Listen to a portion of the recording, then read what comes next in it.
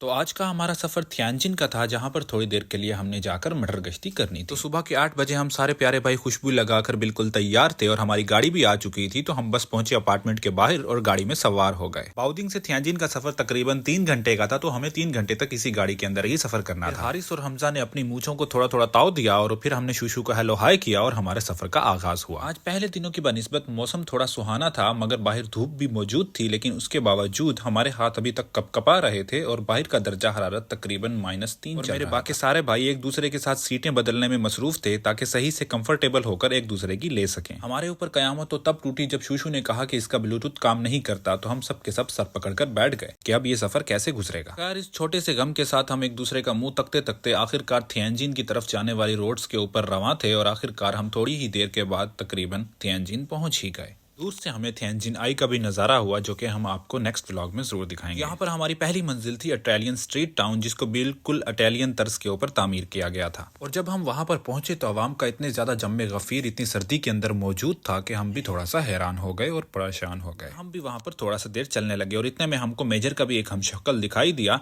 तो हमने भी उसको हेलो हाय किया। इतने में शाहजी ने फरमाइश की कि उनकी पिक्चर ली जाए ताकि वो अपने चाहने वालों को भेज सकें। तो खैर, मैं शाहजी की ले रहा था और हमजा ले रहा था अब्दुल्ला अकबर की और अब्दुल्ला खान ले रहा था हारिस की। तो इसी तरह एक दूसरे की ले रहे थे हम सब लोग पिक्चर्स। इटालियन स्टाइल टाउन के अंदर एक बहुत बड़ा म्यूजियम भी मौजूद था, जहां पर चाइना के बड़े बड़े लीडर्स की तमाम तर अशिया जो वो इस्तेमाल करते थे और उसके अलावा उनके बारे में इंफॉर्मेशन मौजूद थी और उनकी इन अशिया को अच्छे से महफूज किया गया था उस म्यूजियम के अंदर। घूमने का मजा तो आ रहा था, लेकिन बाहर सर्दी इतनी ज्यादा थी कि हमें समझ नहीं आ रहा था कि घूम लें या फिर एक दूसरे से लिपट जाएं। और हमजा भाई भी हर एक चीज को देखते सारी तस्वीर लेने में मसरूफ थे और न जाने क्या करना चाह रहे। और यहाँ पर मेजर अब्दुल्ला की बागदौड़ मेरे हवाले कर सब लोग न जाने किधर जा चुके थे और हम उनकी तलाश में थे कि न जाने किधर निकल गए थे वो पिक्चरें बनाते बनाते। और थियानजिन का ये रिवर सर्दी की वजह से बिल्कुल जम चुका था और शूशू लोग इसके दरमियान में बैठे मछली पकड़ने में मसरूफ थे। थियानजिन फाइनेंशियल सेंटर की बिल्डिंग देखकर हम थोड़ा सा हैरत में मुब्तला हो गए, क्योंकि बहुत ज्यादा बड़ी बिल्डिंग थी और इसको देखने के लिए तकरीबन सर को बिल्कुल 120 डिग्री के एंगल से भी ऊपर लेके जाना पड़ता था। उसके साथ साथ ही हम अपनी अगली मंजिल की तरफ रवाना थे, जो की थी पोर्सिलीन हाउस। और उसके साथ ही हमें वहाँ पर एक हिंगियानी भाई भी मिले।